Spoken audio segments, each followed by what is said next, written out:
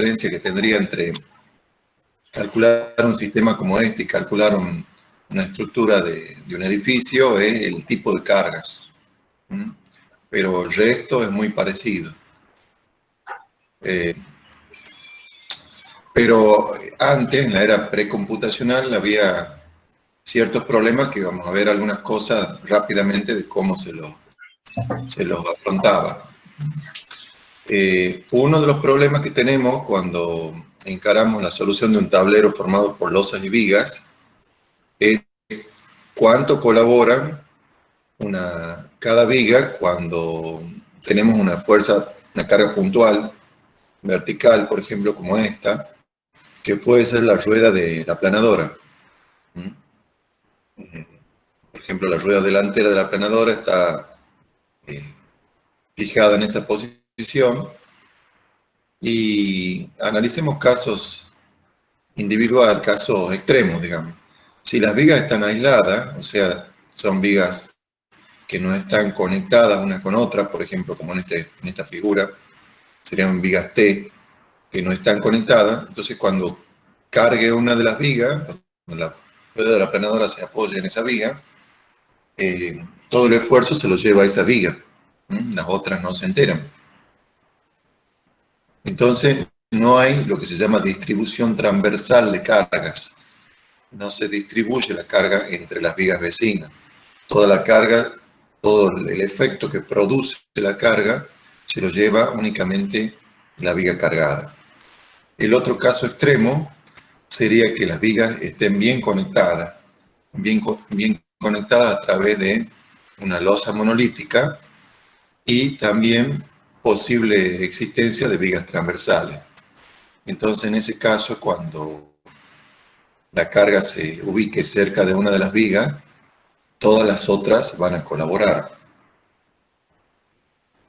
Bueno, el problema que se planteaba en la era precomputacional es cuánto colaboran, ¿no? Porque en realidad, la realidad está entre estos dos casos intermedios, o sea, ni las vigas están desconectadas, pero muchas veces no están rígidamente conectadas a través de una losa monolítica y vigas transversales, sino que la realidad es un caso intermedio, entonces cuando cargo una de las vigas, las otras colaboran en una cierta proporción. Entonces, en cuanto a lo que es la losa, analizando la losa en este tipo de soluciones, bueno, similarmente a lo que ya hemos expresado en otras oportunidades o a lo que han visto en edificios, las losas pueden trabajar apoyadas en 4 lados, si se disponen de vigas transversales, o apoyadas en 2 lados, si no se disponen en vigas transversales. Por ejemplo, en el caso del puente de la figura esta, aparentemente no hay vigas transversales. Son vigas longitudinales solamente, con lo cual la losa trabajaría como en la figura inferior. ¿Y qué es lo que hacen las vigas transversales? Las vigas transversales hacen que la carga se distribuya de mejor manera entre una viga longitudinal y otra.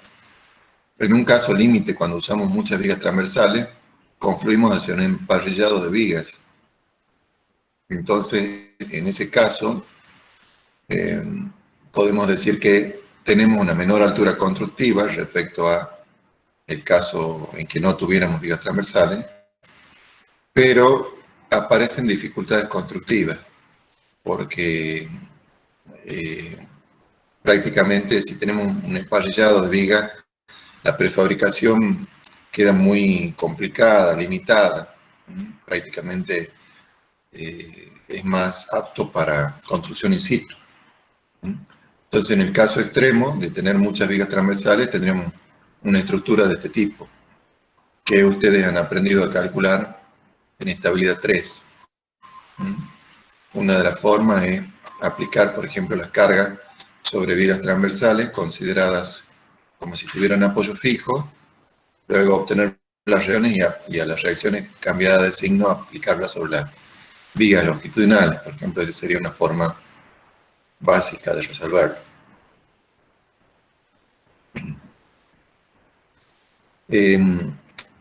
Y entonces, como les digo, si tenemos muchas vigas transversales, estaríamos en el caso de un emparrillado prácticamente. Si se concibe lo que comentaba recién, si tenemos muchas vigas, un emparrillado, a su vez, si lo densificamos, en el caso extremo, llegaremos a un comportamiento similar al de una losa llena. Que como comentábamos en clases anteriores, la losa puede transmitir las cargas en todas las direcciones. Entonces, tiene una distribución ideal de cargas en sentido transversal y longitudinal. Si lo comparamos con un sistema de losas y vigas, la losa sería la que da menor altura constructiva. Por ejemplo, yo tengo una losa, un puente de 20 metros de luz. Puede ser que con una losa, con un sistema de losa y viga, lo resuelva con 1,20 m de altura. Ahora, con una losa maciza o con una losa aligerada, puede ser que lo resuelva con un sistema de 90 centímetros de altura. Pero claro, el hormigón que he usado para hacer esa losa maciza, el volumen de hormigón será mayor que en el caso de viga y losa. Por eso acá dice que la losa maciza exige menos altura constructiva, o lo pueden ustedes también ver en lo que son edificios de vivienda. Si ustedes hacen un sistema de entrepisos sin vigas, en una losa de 6x6, pueden resolverlo quizás con una losa de 20 centímetros de altura. Si usan vigas, pueden resolverlo con losas de 15 más vigas que sobresalen a la losa de, qué sé yo, 25x60. Entonces la altura total constructiva es 60, pero el hormigón que he usado es menor en el caso de losa y viga que en el caso de de losa maciza. ¿Se entiende la idea? Entonces por eso dice acá que en comparación con otros sistemas estructurales, las losas van a exigir menos altura constructiva, pero su aplicación se restringe a luces máximas del orden de los 20 o 25 metros. ¿Por qué? Porque después el peso propio empieza a ser demasiado significativo y es mucho mayor que el momento producido por peso propio que el producido por cualquier otra carga. Entonces el sistema se vuelve antieconómico.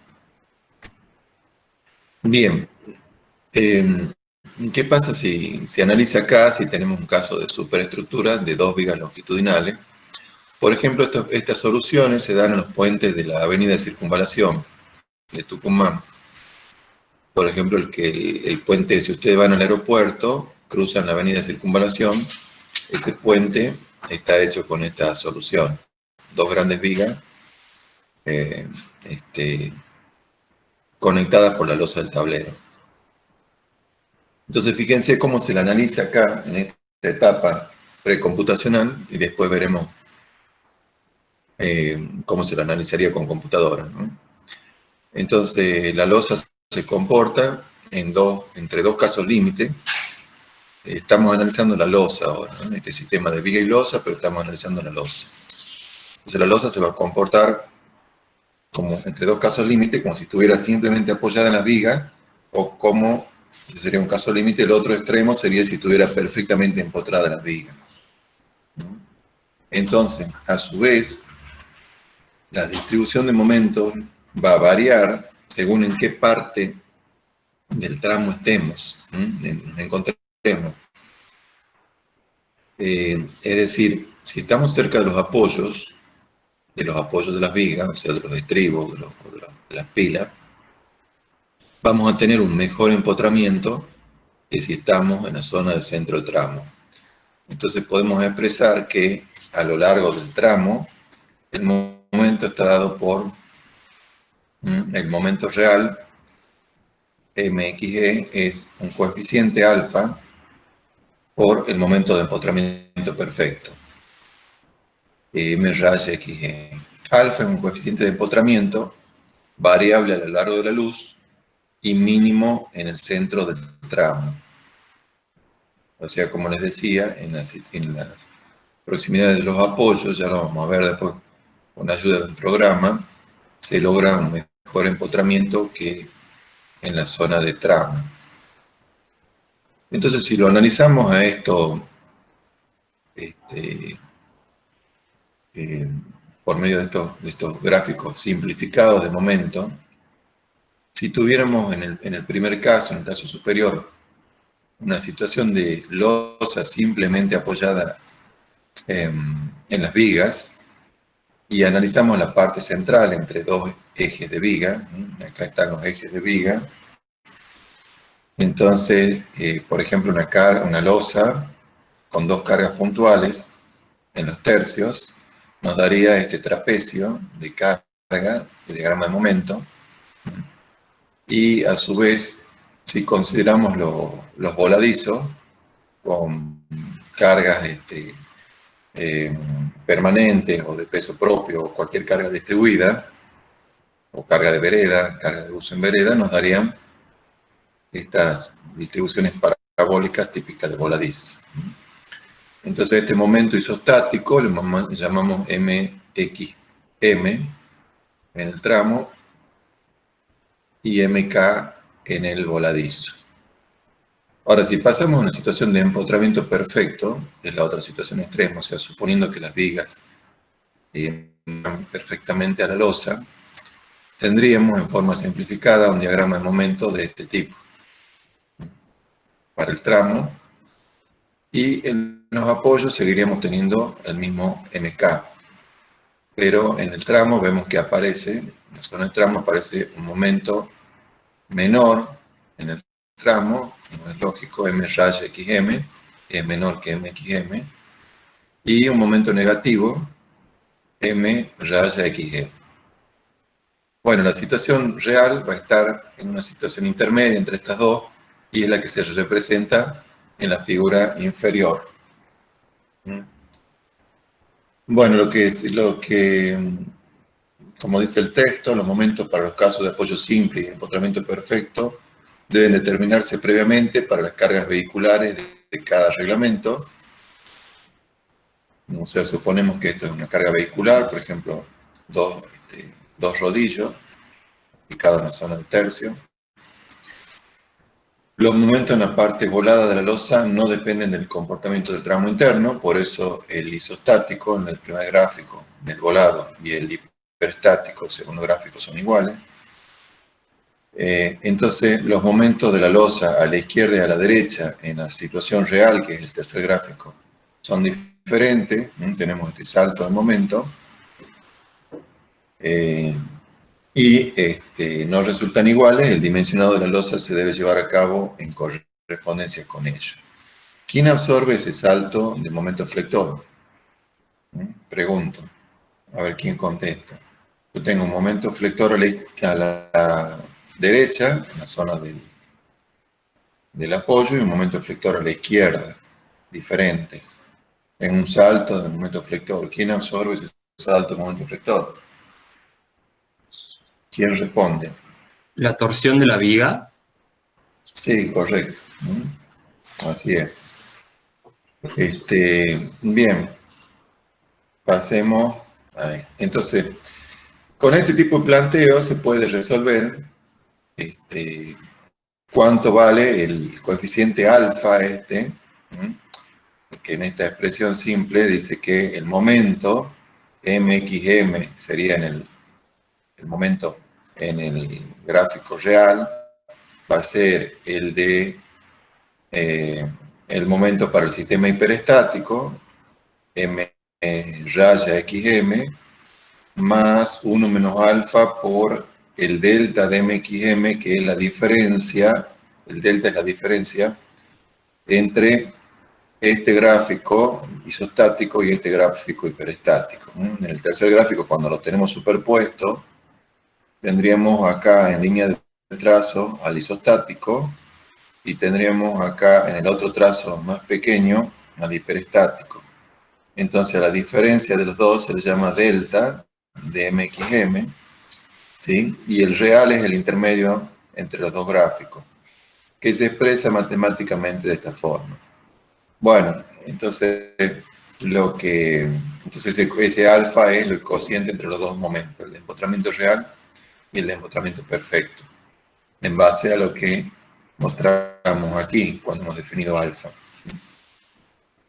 Entonces, se puede demostrar que ese valor de alfa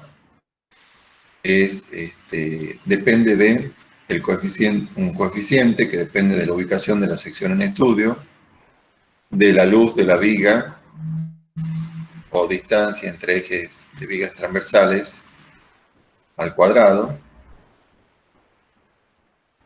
L sería la luz de la losa, no luz de la viga, luz de la losa o distancia entre ejes de vigas transversales. No, perdón, está bien, es la luz de la viga longitudinal. Luz de la viga longitudinal. Bien. Depende también de B, que es la distancia entre ejes de vigas. Ahí sí, B es la distancia entre ejes de viga. Y L es la luz de la viga longitudinal. Y depende de dos momentos de inercia. El momento de inercia de la losa, de una faja de losa, de un metro de losa, y el momento de inercia torsional de la viga longitudinal, el I de torsión. Entonces, ese coeficiente K, a su vez, depende de en qué parte de la viga me encuentro. Por eso les decía que no es lo mismo el empotramiento que logro en la zona de apoyo de la viga longitudinal a el que tengo en el centro de tramo. Entonces, si hago un eje de referencia X sobre L, si hago una posición referencial respecto a L, quiere decir que cuando G es igual a 0, estoy en la zona de apoyo, y cuando G va creciendo hasta llegar a 0,5, que sería su máximo, estoy en el centro de tramo, y en función de eso saco este coeficiente K con esta tabla. Bueno, en lo que sigue se demuestra cómo se obtiene esta tabla. En particular, cómo se obtiene el valor máximo de K de 0,625. Entonces, esto lo veamos solamente como es el planteo. Determinación del coeficiente K para el centro de tramo. Se recurre a el método de las fuerzas, que es separar en este primer gráfico, en el gráfico superior, plantear un sistema fundamental en el que se separa la losa, esta sería la losa, de las vigas, que serían estas, y la carga exterior actúa sobre el sistema fundamental. Por ejemplo, una carga uniformemente distribuida que actúe sobre el sistema fundamental va a producir únicamente un momento en la losa. Las vigas, como están desconectadas y no tienen carga, no se enteran qué está pasando. Luego hay un sistema unitario en el que se aplican unos momentos torsores, o sea, la incógnita hiperestática, como se hace en el sistema de la fuerza, se la pone en evidencia, es decir, donde separado losa con viga, pongo en evidencia la incógnita, que es un momento de vinculación, un momento que es flector en la losa y torsor en la viga, y luego planteo la ecuación de compatibilidad. Entonces, en el primer sistema, el sistema fundamental, viga y losa se separan. En el segundo sistema, pongo en evidencia la incógnita hiperestática, lo que me genera flexión en la losa y torsión en la viga. La aplicación del método de la fuerza permite escribir la ecuación de compatibilidad. La compatibilidad dice que el giro relativo entre losa y viga tiene que ser 0. O sea que esa es la ecuación, de ahí sale la ecuación para resolver el problema. O sea, delta 1, 0 sería el giro relativo en el sistema fundamental, y, perdón, delta 1, 0 sería el giro en el sistema fundamental y 1, 1 en el sistema unitario, y X la incógnita. Entonces, delta 1, 0 el giro relativo entre losa y viga debido a las cargas exteriores, o sea, en el sistema fundamental, U igual a 1 en este caso. Gira la losa únicamente, ya que las vigas no se ven afectadas por la carga Q. Delta 1, 1 el giro relativo entre losa y viga debido a la incógnita, igual a 1 en este caso, en el sistema unitario. Tanto losa como viga se ven afectados por esta carga, de manera que delta 1, 1 se compondrá de dos sumandos. Y ahí están planteados cómo se resolvería en el sistema fundamental la integración de dos momentos en la losa, que son el M1 de este sistema y el M0 de este sistema. El M1 sería este gráfico y el M0 sería este gráfico. Y el delta 1, 1, donde aparece la contribución de la losa y aparece la inercia torsional de las vigas. Bueno, este es un planteo típico de los que han visto en estabilidad 3 y se logra, si lo siguen, van a lograr obtener el coeficiente alfa de 0,625 que viene de adoptar una relación entre G, la constante de torsión, y el módulo elástico,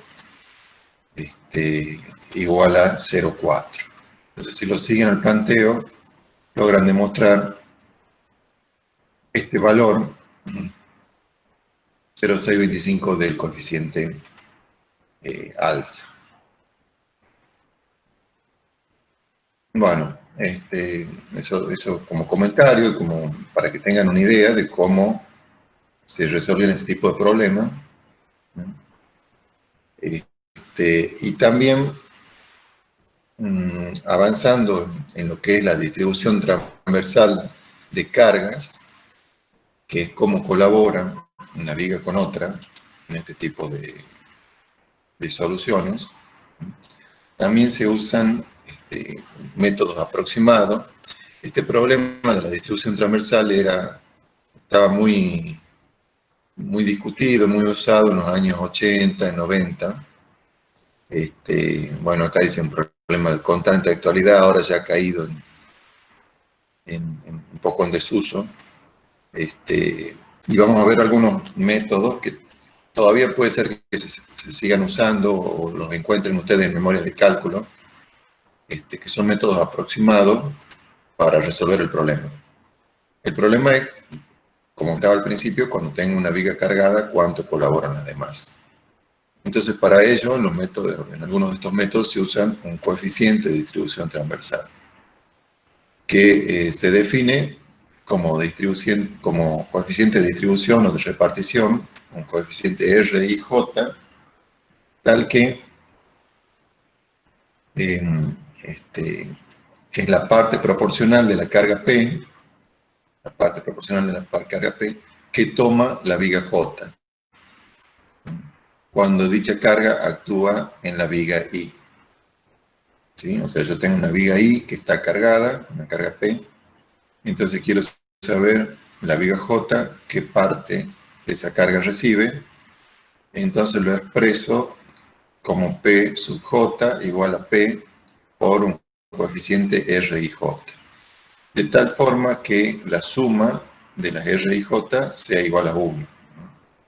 Es decir, lo que estoy haciendo de esta manera es decir, bueno, esta viga cargada se lleva, por ejemplo, el 50% de la carga, y esta se lleva el 30%, esta se lleva el 15% y esta se lleva el 5%, de forma que la suma tiene que dar el 100%.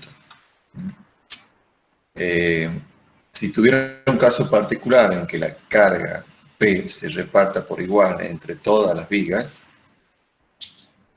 entonces sería RIJ constante, en el caso, igual a 1 sobre n, en el caso del ejemplo, que todas las vigas reciban el 25% de la carga.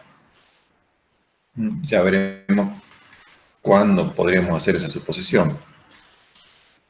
¿Qué factores influyen en la distribución de esos coeficientes, en la obtención de esos coeficientes?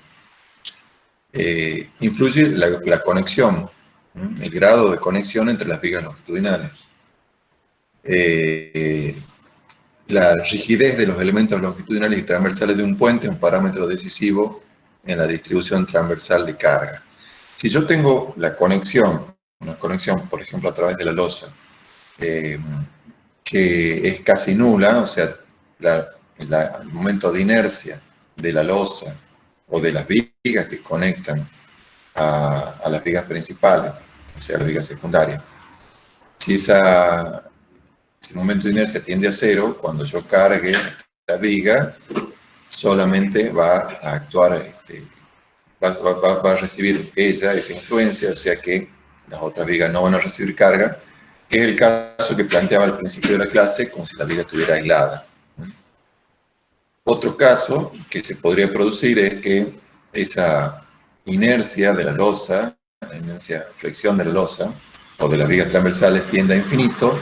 Entonces cuando cargue esta viga, todo va a girar como un cuerpo rígido, desciende más esta viga, pero las otras también reciben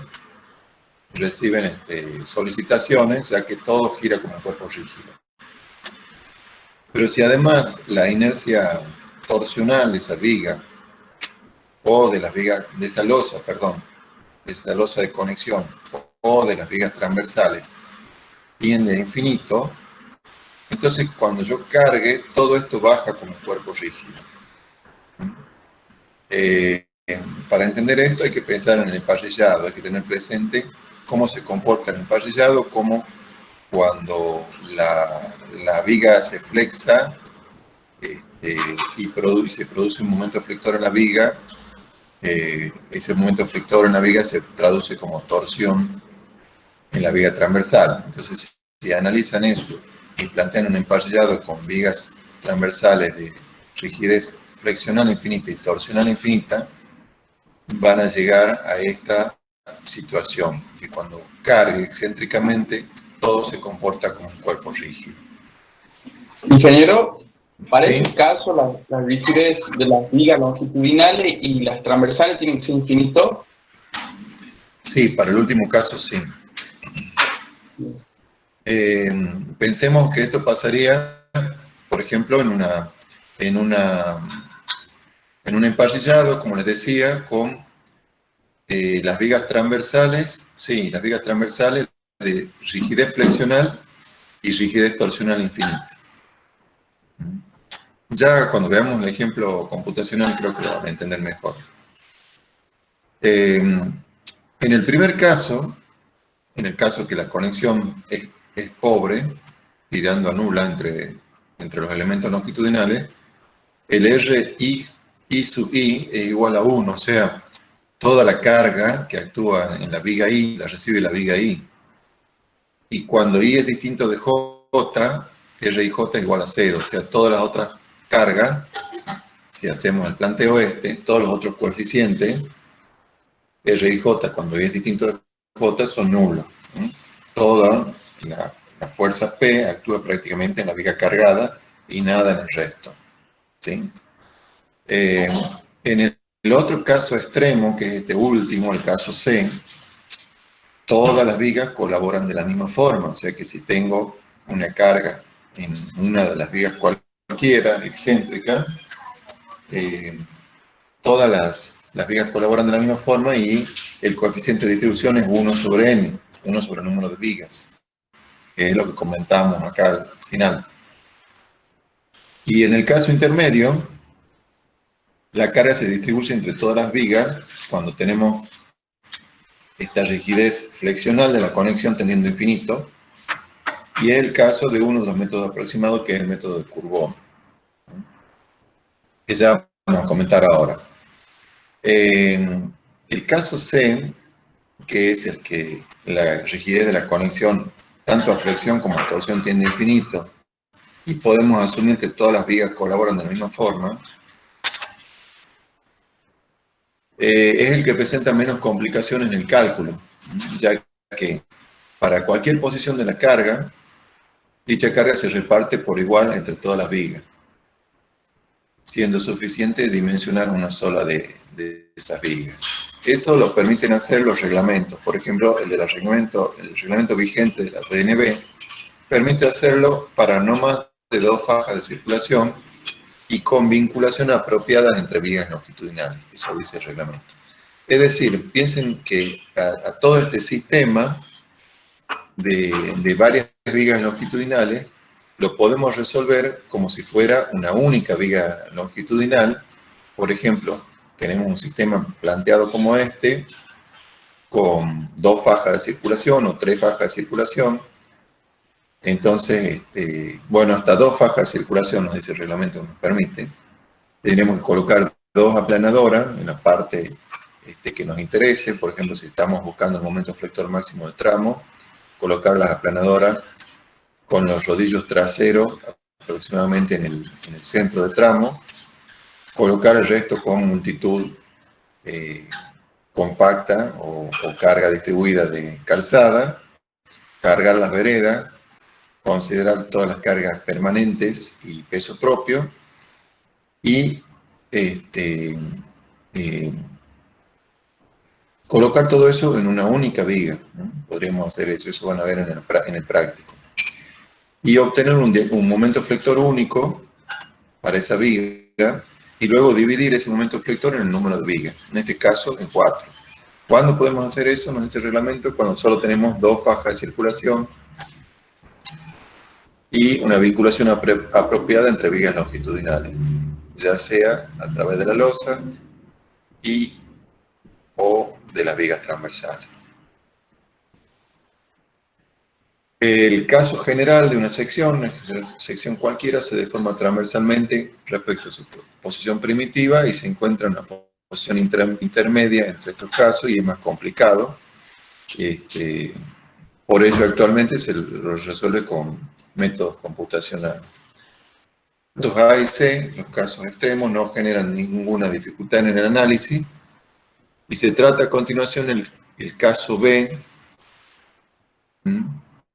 Los A y C no generan complicaciones, son sencillos, y el B, el que vamos a comentar a continuación con un método aproximado que es el de Courbon, y luego con otro método más. Bien, esta situación del caso B se presenta en puentes largos y estrechos, o bien cuando se disponen de vigas transversales próximas entre sí. Próximas entre sí, pero que no tengan, fíjense que Courbon nos pide, aplicar el método Courbon, nos exigen que la rigidez a flexión tiende a infinito, ¿eh? Pero no dice nada de la rigidez a torsión, que es lo que comentábamos. Bien, entonces veamos qué hace el método. Supone que existe una variación lineal de la deflexión de la estructura en dirección transversal, sea esto. Es decir, la rigidez transversal es infinita, la rigidez de la flexión de la viga transversal, de modo que la deformada en este mismo sentido, ante la aplicación de una carga, permanece siempre recta y la deflexión será máxima en la viga exterior del lado de la carga excéntrica aplicada y mínima en el otro extremo. Bueno, acá hay una referencia en un libro de Quiroga San Martín y una publicación. El método de Courbon supone un número infinito de vigas transversales y descompone la carga excéntrica en un efecto simétrico y en un efecto antimétrico. O sea, esta es la situación real, el problema real, con una fuerza P excéntrica, una instancia D, la descompone en estos dos sistemas, de forma que si yo sumo estos dos sistemas, vuelvo a obtener el original. Entonces, eso es el planteo, se lo dejo para que lo vean en detalle, pero la cuestión es que Kurbon permite obtener unos coeficientes de distribución que llama R sub dn. Y el otro método, bueno, esta resolución de Kurbon tiene una doble interpretación que es como coeficiente de distribución o como líneas de influencia. Acá se ha presentado un ejemplo en donde lo que me dice este diagrama, después si lo siguen, la resolución de Kurbon es, por ejemplo, que si yo aplico una carga acá, en la viga extrema, esa viga tendría esta carga, se llevaría el 60% de la carga, otra viga por acá se llevará el 40% de la carga, y la viga opuesta se llevará una carga de signo contrario, o sea, el tablero gira y tiende a levantarse a este extremo. Entonces esta se llevará una carga de menos 0,2, por ejemplo. O acá hay otro caso donde la carga se encuentra en la segunda viga, entonces esa viga se lleva un 30% de la carga, la otra viga extrema se lleva un poco más, un 40% de la carga, y las otras van llevando cada vez menos. Y otro caso extremo de Kurbon donde la carga esté aplicada en el medio, entonces en ese caso, bajo las hipótesis que él usa, todas las vigas se llevarían el mismo porcentaje de carga, 20%. Esto tiene esa interpretación como coeficiente de distribución, pero también esto se puede interpretar como líneas de influencia, porque esto también se puede interpretar como la línea de influencia de esta viga, o sea, qué porcentaje de carga se lleva esta viga cuando la carga útil se desplaza a lo largo de esta línea, o qué porcentaje de carga se lleva esta viga cuando la carga útil se desplaza a lo largo de esta dirección, o qué porcentaje de carga se lleva la viga central cuando la carga útil se desplaza en esta dirección. O sea, este planteo de Kurbon tiene esa doble interpretación como coeficiente de distribución o como línea de influencia. Y el otro método, el que comentó ahora, es el de Engelser, que elimina, respecto a Kurbon, elimina la hipótesis de vigas transversales número infinito, pero mantiene la suposición de rigidez flexional tendiendo a infinito para las mismas. Como así también rigidez torsional escasa para las vigas longitudinales. Se basa también en realizar una superposición. Fíjense, lo que hace es separar al problema en dos partes. Supongamos que lo separan en dos partes donde la carga exterior, por ejemplo, es la carga Q. Entonces supone que todas las vigas están apoyadas. Creo que lo tengo en otro gráfico. Sí. La primera parte supone apoyo fijo en todos los nodos. Y supongamos que solamente tengo una carga en esta viga. Resuelve este sistema que le dará un diagrama de momento para este sistema ficticio que tiene apoyo fijo en todos los nodos. Calcula esas reacciones y esas reacciones cambiadas de signo las aplica en el sistema original, en el sistema propuesto, o sea, ya no tengo los apoyos fijos intermedios. Entonces acá en este sistema se aplica Kurbon repartiendo las cargas entre las vigas longitudinales. ¿Qué quiere decir? Que cuando tenga esta carga, aplico un Kurbon para saber qué porcentaje de carga se llevan las vigas vecinas. Cuando tengo esta carga, aplico Kurbon para saber qué porcentaje se lleva esta viga y qué porcentaje se lleva esta viga. Entonces, de esa forma puedo obtener estos otros diagramas de momento. Y por superposición, por suma de estas dos situaciones, ya que acá calculé las reacciones, acá coloqué las reacciones cambiadas de signo, superpongo estos dos sistemas y es el sistema original. O sea que tengo que sumar el momento flector de este sistema con el momento flector de este sistema para obtener el definitivo. Ese es el planteo de Engesser. Para 3 o más vigas transversales, fíjense, cuando tengo varias vigas transversales, las magnitudes de la etapa A, dice, o sea, de estos momentos, pierden importancia. Fíjense, si yo tengo muchos apoyos, esta viga, estos picos de momentos se van suavizando respecto a esta situación. O sea que si tengo muchas vigas transversales, este primer análisis pierde importancia. Bueno, hay otros métodos simplificados para puentes rectos o casi rectos que se nombran acá: Leonhard, Andre,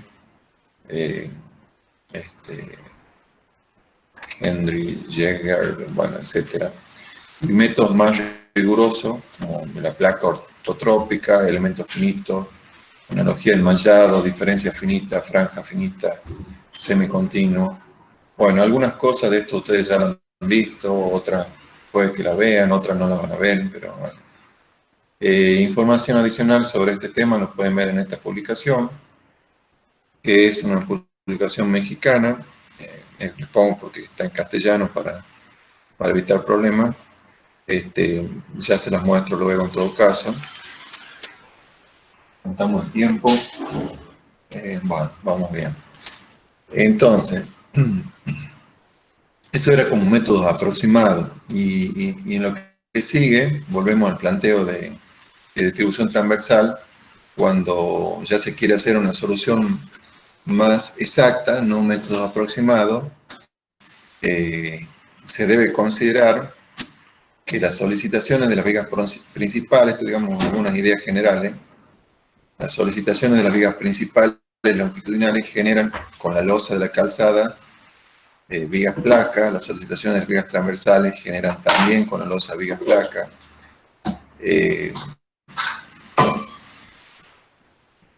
Entonces, se considera solamente el caso frecuente de puentes sin vigas transversales dentro de los tramos. Acá la idea es mostrar cómo se resolvía esto con métodos precomputacionales, que les decía. Si, por ejemplo, en este primer caso, que tenemos las dos grandes vigas conectadas por la losa, queremos ver cómo resolver este problema, y fíjense que la figura ilustra la distribución típica para los siguientes casos. El caso A sería esta línea, distribución en la zona cercana a los apoyos extremos. O sea, estoy en la zona cercana a los estribos o a las pilas del puente. Si yo tengo una viga cargada, excéntricamente tendré una distribución, por ejemplo, de este tipo, si estoy en la zona cercana a los apoyos. Otro esquema B, que sería el trazo, distribución en el centro de la luz, si las vigas son esbeltas, estoy por acá, tengo baja inercia torsional, y una situación como esta, como la C, distribución en el centro de la luz para vigas robustas o en secciones cajón, o sea, cuando tengo una buena rigidez torsional en la conexión. Fíjense que esto se puede asimilar a una línea de influencia de un sistema isostático, apoyado en dos ejes de apoyo, una viga en dos ejes de apoyo.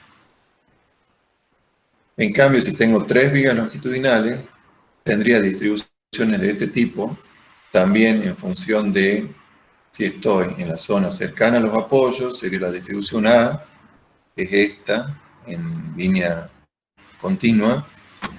Si estoy en la zona del centro de tramo, muestro dos distribuciones en función de la importancia de la conexión, de la rigidez torsional de la conexión, que son las líneas B, que es el trazo más grande, y la línea C, que es el eje. Bueno, luego lo ven en detalle. Entonces, ¿esto a qué se asimila? A una línea de influencia de un sistema hiperestático, de una viga continua sobre 3 apoyos. ¿Qué hacen las vigas transversales entonces? ¿Por qué estamos hablando acá de la importancia de la conexión? Y eso es lo que hacen las vigas transversales. Ayudan a distribuir la carga. O sea, cuando comparamos la distribución B con la C, cuando crece la rigidez torsional de la viga transversal, nos acercamos a una distribución uniforme. Entonces, eso es lo que hace, bueno, en esto es lo mismo, nada más que el sistema es un poco más complejo, porque sería el comportamiento de un sistema hiperestático, ¿no? De una viga hiperestática. Lo que hace la viga transversal es eso, ayuda a distribuir la carga, rigidiza el conjunto, facilitan la materialización de los apoyos. Bueno, acá sigue un planteo de distribución transversal de carga en secciones de dos vigas, que también se basa en la descomposición de un sistema de 2 vigas con una carga excéntrica. Este sistema se lo puede simplificar como un sistema con una carga central y un momento torsor, ¿sí? MT, y a esto a su vez descomponer en 2 sistemas, uno con una carga solamente y otro con un momento solamente. Bueno, acá se puede hacer un planteo donde aparecen conceptos de estabilidad 4, conceptos de torsión uniforme y alabial, y con este tipo de descomposiciones se puede llegar a establecer coeficientes de distribución, coeficientes para saber qué parte de la torsión es uniforme, qué parte es alabial, y bueno, y resolver este sistema con un método analítico, como les digo, que prácticamente ya poco se usa, ¿no? Por ahí, si lo quieren ver en detalle, me consultan luego alguna duda, y acá hay un ejemplo de aplicación del método. Bueno, les muestro un poco ahora, si puedo, un caso de un puente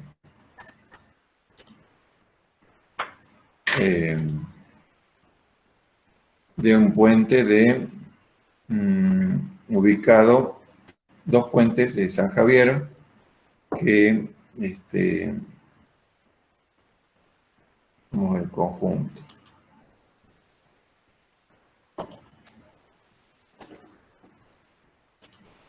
Dos puentes de San Javier, estos están en el camino que une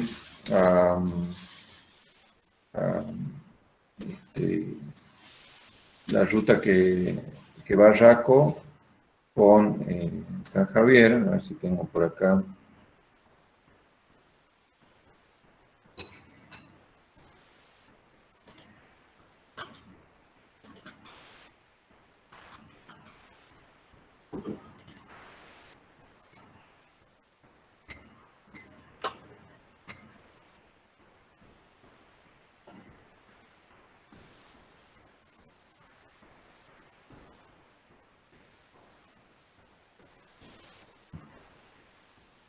Vamos a ver en el AutoCAD mejor. Bueno, en esta ruta había 2 puentes que han tenido problemas.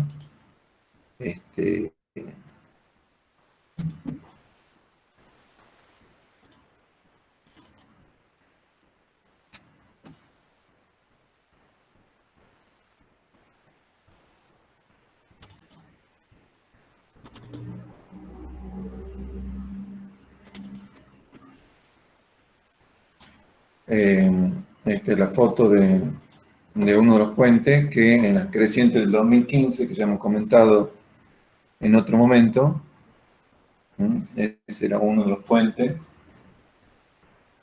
Y este era otro de los puentes.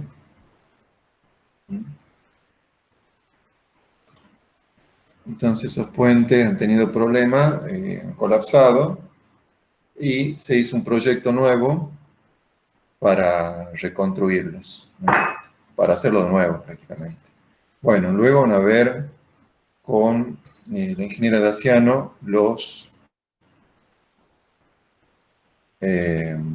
la parte hidráulica de este estudio nuevo y la parte de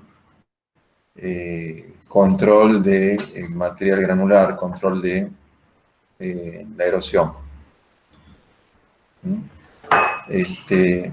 Entonces, cuando nos encontramos con el problema, por acá vemos una preubicación del puente,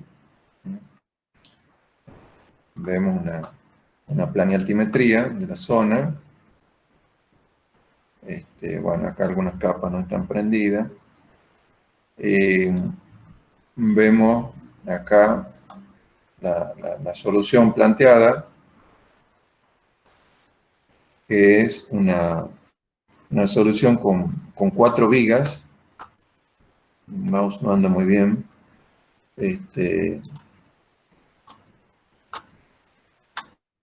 Una solución con vigas doble T. Acá está la figura rebatida, ¿no? Con viga doble T. Esto sería la calzada, lo que tienen a su izquierda.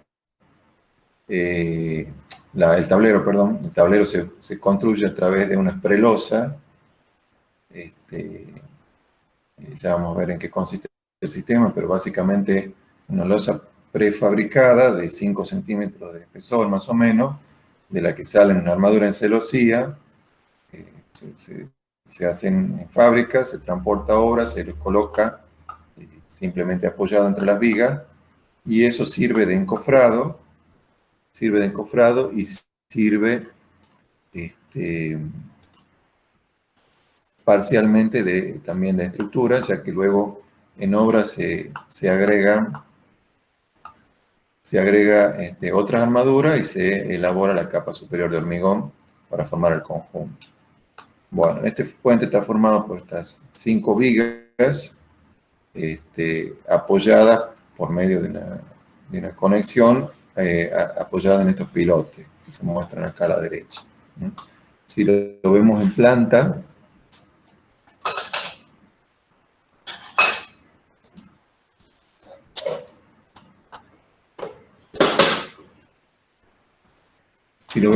aparece la zona de calzada, zona del tablero,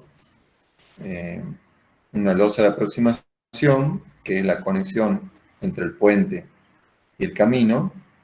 Aparece la planta del estribo y lo mismo hacia el otro lado. Se ve un puente sobre 2 estribos sin apoyo intermedio.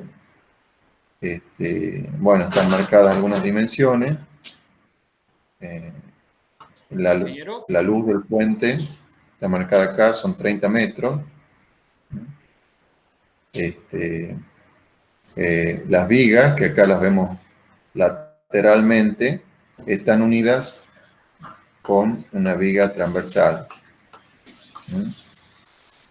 Aparentemente es el detalle que vemos acá. Sí, ahí está la viga transversal, rojo, que va a unir a esas vigas. Bien. Entonces, mostremos un poquito más sobre esto.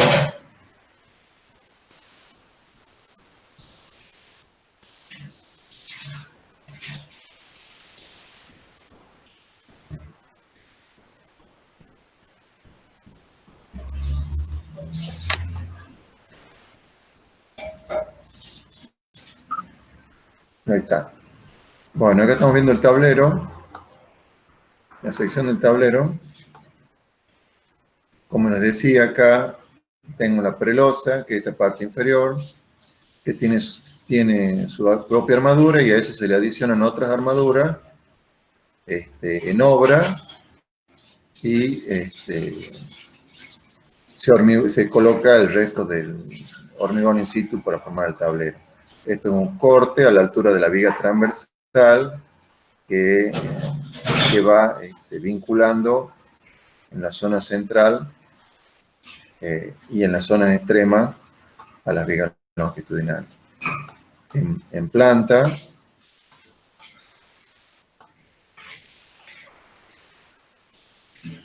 perdón, este es un corte a la altura del estribo. Y acá vemos en detalle a una de las vigas. Tiene una sección doble T, pero en la zona de apoyo se cambia la sección rectangular. En la zona de apoyo y en la sección central donde se conectan a través de vigas transversales. Acá en rojo vemos la viga transversal en zona de apoyo y en rojo la viga transversal en zona de tramo. Entonces una viga de 30 metros de luz. 30 metros de longitud, mejor dicho. Un poquito menos de 30 metros. Bien. Estos son los planos generales de la obra. Este es un plano de armaduras, un poco para que vean cómo es la información que uno se encuentra en estos casos. Estos son secciones en diferentes partes de las vigas principales. Son armaduras de prepensado y una que otra armadura convencional, armadura no tesa.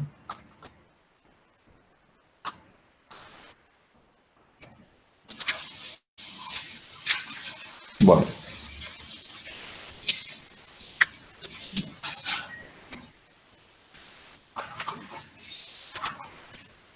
Bueno, así otros planos de armadura. Y un plano de encofrado de la zona de estribos. Bien, entonces, ahora vamos a ver si podemos mostrar algo del planteo del modelo de cálculo de esto.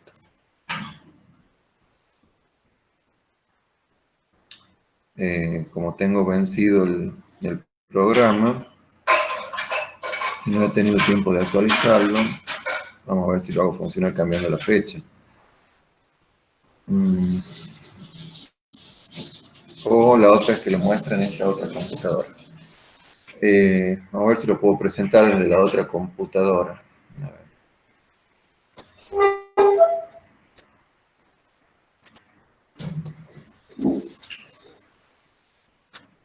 A ver si puedo presentar aquí.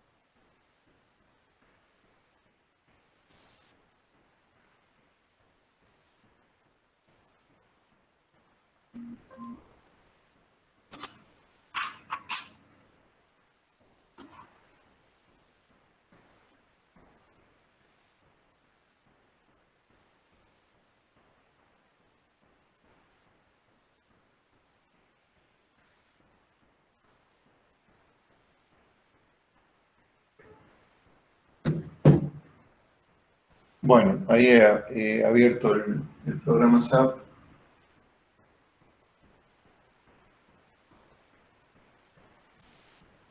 No voy a buscar el modelo.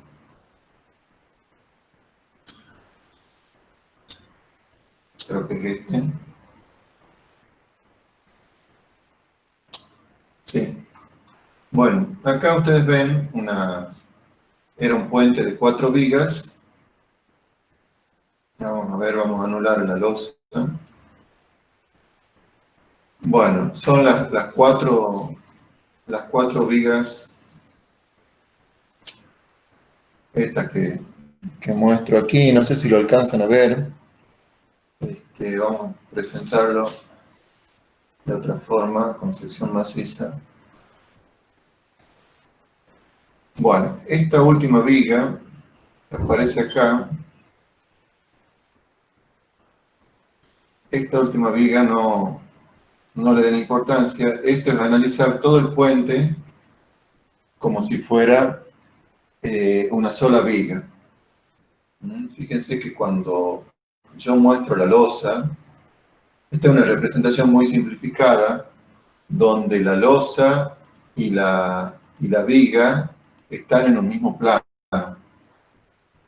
Fíjense que como si la losa estuviera en el eje de las vigas, cosa que no es real. Además, las vigas están representadas por secciones rectangulares, cuando en realidad son secciones doble T.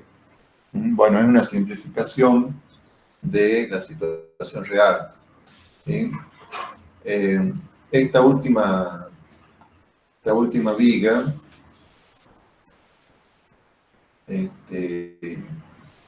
vamos a sacar el extrudo. Esta última viga no está conectada por la losa, es como otro modelo aparte. En esta viga no le den importancia. Entonces, ¿qué es lo que hago? Represento las vigas a través de elementos tipo frame, elementos de viga. Acá voy a anular la losa. Estos elementos de viga están simplemente apoyados en los extremos. Acá los veo si quiero ver con secciones. Están simplemente apoyados en los extremos y están unidos a través de una losa que los conecta, como les decía, en su sección central. Ahora voy a anular la losa, anular la viga. Voy a anular la viga y voy a mostrar la losa. Entonces están conectados por esa losa. Bueno, yo, para los que no manejan el programa, les muestro algunas cosas así rápidamente. Si yo quiero saber cómo se ha definido la losa, qué sección tiene la losa, tendría que tomar uno de los elementos, pico botón derecho, me aparece este cuadro, me dice que la losa se llama L25, por ejemplo, y que tiene como carga una carga que se llama SC, o sea, sobrecarga, que vale tanto.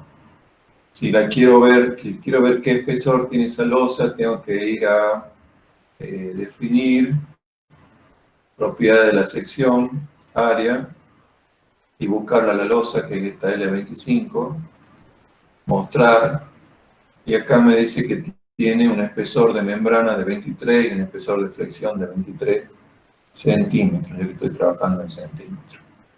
Bueno, y si quiero ver qué pasa con las vigas, cómo fueron definidas las vigas en el modelo, por ejemplo, estoy verificando este modelo, muestro las vigas, anulo la losa, por ejemplo, y me voy a las vigas, pico la viga, botón derecho, y me dice que la viga se llama BC 135 por 40. Entonces, si quiero verla cómo ha sido definido, me voy a definir propiedad de la sección, frame, y acá está la viga, BC 135 por 40, mostrar las propiedades. Entonces es una viga que tiene 40 de espesor por 170 de altura.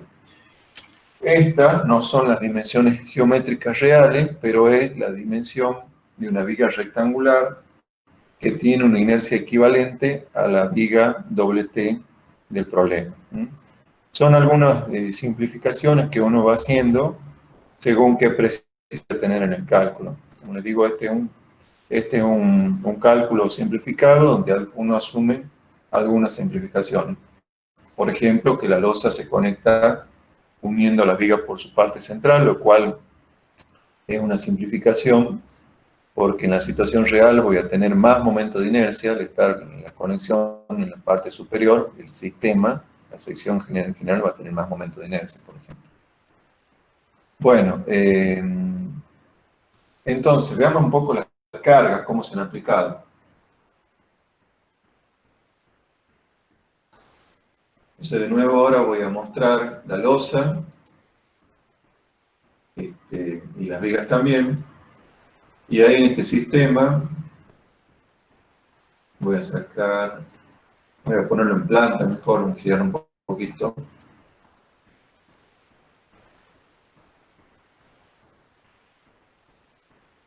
Si lo quiero poner en planta totalmente, puedo hacer esto. Aquí, 180. Lo puedo mostrar ahí. Entonces, quiero ver qué cargas tiene. Entonces, mostrar las cargas en las áreas. Debido a un estado de carga que se llama sobrecarga. En sistema de coordenada global y en dirección gravitatoria o Z. Entonces, fíjense, me aparece esto. Esto es el puente representado en planta. Vamos por lo más fácil. En verde tenemos la carga de vereda. Que acá estoy, ¿en qué unidad estoy? Estoy en toneladas de centímetro, voy a poner en toneladas y metros, por ejemplo. En toneladas y metros la carga de vereda vale 400 más o menos, pico en uno de los elementos, pico botón derecho, load, y veo que la carga vale 0,4 toneladas por metro cuadrado. Esos son los valores ingresados. Acá me aparece esta carga azul, que vale más o menos 600, si me fijo abajo en la escala de cargas, y pico uno de los elementos, me dice que la carga aplicada es 0,674. Recuerden que la carga de la multitud compacta en calzada era variable y que tenía algún coeficiente de impacto que la mayoraba. Bueno, luego veremos en detalle cómo se ha hecho, pero fíjense que acá aparece lo que sería la planta de 2 aplanadoras, ya que este espacio, en realidad 3 aplanadoras, porque esto tiene casi 9 metros en planta, la zona de, un poco más de 9 metros, mejor dicho, tiene 10 metros en planta, la zona de calzada, entonces ha sido necesario ubicar 3 aplanadoras. Esto tiene 6 metros, que es la planta de la aplanadora, por 7,50 metros, que es, cada aplanadora tiene 2,50 metros. O sea que coloco 3 aplanadoras en la situación más desfavorable. ¿Sí? En este caso, esta carga, acá no hay carga. ¿Cómo he aplicado la carga de la aplanadora? La he aplicado en forma de cargas puntuales. Ahora lo muestro.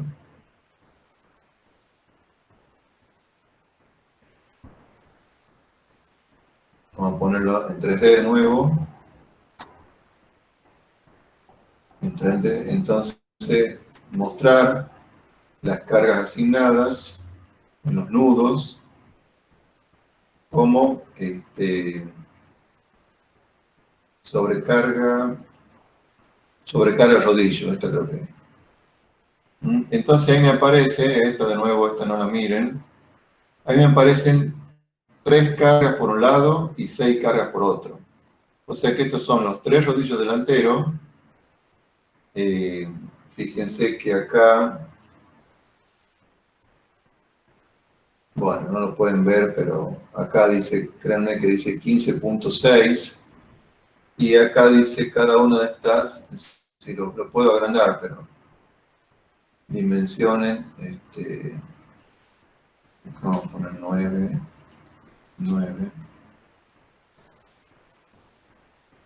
Bueno, está un poquito más grande, pero no van a poder verlo. Bueno, acá aparecen unas 15 toneladas y algo, y acá aparecen 10 y algo, y 10. Cada una de estas son 10. O sea que fíjense, acá tengo 10 y 10, 20, y 15, 35. ¿Qué son esto? Estas 3 cargas corresponden a una aplanadora en la que ya se ha aplicado un coeficiente de mayoración. Recuerden que la aplanadora tenía un coeficiente de impacto, por un lado, que es de 1.4 más o menos, según el tipo de estructura, y tenía un coeficiente de minoración de 0.95 en este caso, porque tengo 3 fajas de circulación. Pero lo importante, lo que les quería mostrar es que tengo una aplanadora acá, aplicada con estas 3 cargas puntuales, otra aplanadora acá, con estas 3 cargas puntuales, y otra acá, con estas 3 cargas puntuales. Y acá, en este modelo paralelo, he sumado estas 3 cargas, 15, 15, 15, tengo 45, 46 en este caso, porque no es 15 exacto. Y acá tengo la suma de estas 6 cargas. Y acá voy a resolver todo el puente como si fuera de una única vía, que es lo que les comentaba antes. Entonces, en la combinación de carga, donde tengo la carga superficial y la carga concentrada, más las cargas permanentes que están aplicadas como peso propio, me permite resolver el problema. Bueno, acá yo ya lo he ejecutado, y si quiero ver, por ejemplo, la deformada, quiero ver la deformada ante un caso de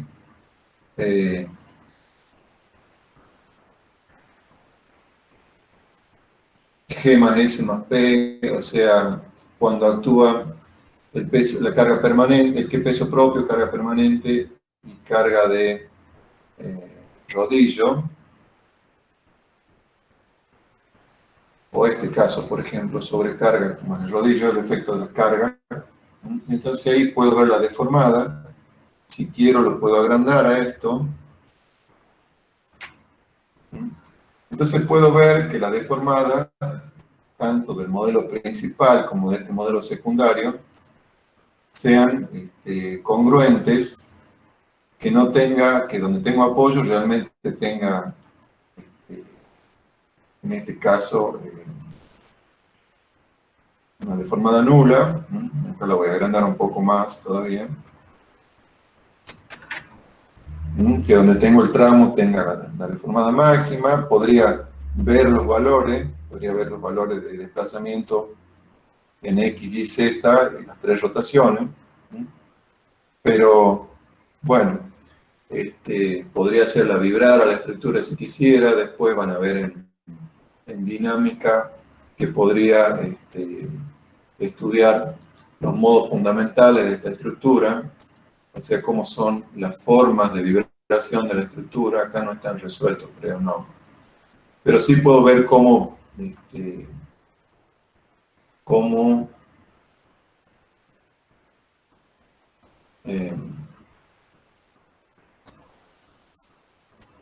se mueve la estructura ante una carga cíclica, por ejemplo, y con esto puedo ver si hay alguna normalidad en la definición de la estructura. Si hubiera un apoyo suelto, por ejemplo, con este sistema lo encontraría. Si hubiera un nudo que no está bien vinculado. Bueno. Pero puedo ver cosas también interesantes como son el momento flector. Por ejemplo, ante la acción de la sobrecarga y el rodillo. Voy a repasar cómo están definidas las cargas. Me voy a definir los casos de carga. Entonces tengo una carga permanente, una carga de sobrecarga y la carga de rodillo. Esas son las que me van a interesar, que después están combinadas. Acá, por ejemplo, sobrecarga más rodillo. Esta es la que tengo que usar. Bueno, hay distintas combinaciones de carga. Si quiero ver cómo están definidas, veo acá que tiene sobrecarga del rodillo y esta SC, que son las sobrecargas distribuidas. Bueno, son las combinaciones de carga utilizadas. Entonces, si analiza un diagrama de momentos flectores de este sistema, para la losa,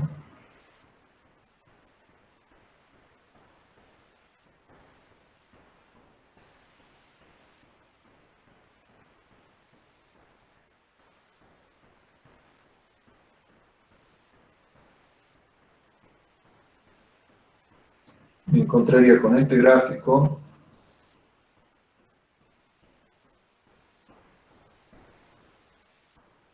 en una dirección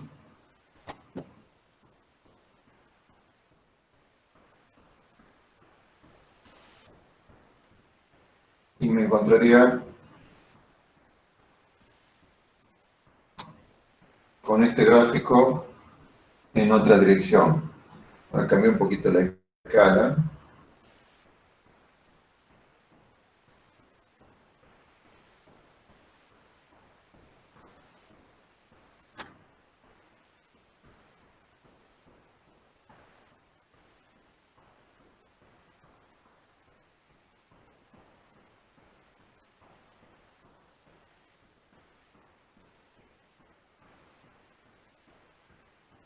Bueno, esto, ¿qué es lo que me muestra? Esto me muestra los momentos de losa, en dos direcciones, y no voy a entrar en detalle con el gráfico, pero lo que les quiero mostrar es que no es lo mismo lo que uno obtiene en la zona de centro de tramo que lo que uno obtiene en la zona de apoyo. Por eso es que en lo que veníamos viendo de estos análisis precomputacionales se distinguían entre zona del centro de tramo y zona de apoyo. Esto sería, si uno ve la escala de colores, serían los momentos en la dirección del eje serán los momentos de la losa en la dirección del eje principal del puente, o sea, del eje de la viga. Fíjense que cuando uno hacía un análisis simplificado en la etapa precomputacional, a este momento no le daba importancia. Sin embargo, este momento es tan importante como el otro. Uno simplemente trabajaba con el momento de la losa en su dirección de apoyo, que son estos. Por ejemplo, acá tengo un momento de más 3 en el medio, entre dos vigas, y va disminuyendo a medida que me acerco a las vigas. Acá, en la zona de apoyo, tengo un momento de más 0,7, y tomo un valor negativo importante en la zona en que llega al eje de viga. Acá con la escala de colores, ustedes tienen abajo en azul los momentos positivos, valen 2, y algo tonelámetros. En amarillo es prácticamente el 0, y luego hacia la izquierda, los colores que tienden al rojo tienen un máximo de menos 2, más o menos. O sea que acá tengo un menos 2, más o menos, y acá en este azul tengo un más 2 aproximadamente. Entonces, esos son momentos en la dirección de transversal al puente, y estos son momentos en la dirección longitudinal del puente. Es decir, que la losa realmente tiene un trabajo significativo en las dos direcciones, y depende de en qué zona estoy trabajando, si estoy en la zona de tramo o estoy en la zona de apoyo, las situaciones cambian bastante. Eso, que ahora lo evaluamos fácilmente con estos métodos, era muy complicado en situaciones anteriores. Ahora voy a mostrar, en situaciones precomputacionales, ahora voy a mostrar si anulo la losa y quiero ver cuánto vale el momento flector en viga.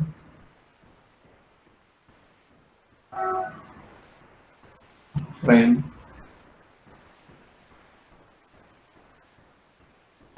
Mirarlo un poquito.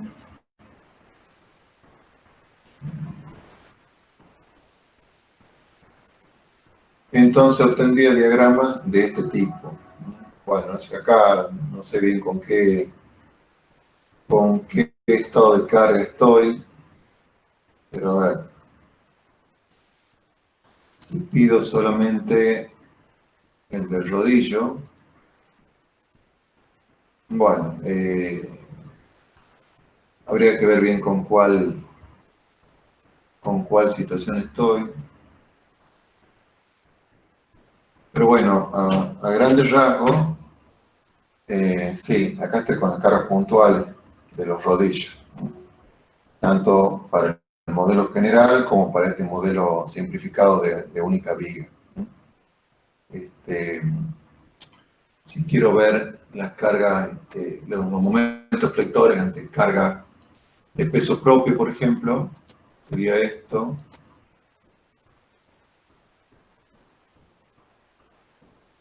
Serían estas distribuciones. Bien, entonces con esto dejamos esta parte. Van a ver, ahora le voy a pedir a las compañeras de ustedes que si pueden exponer.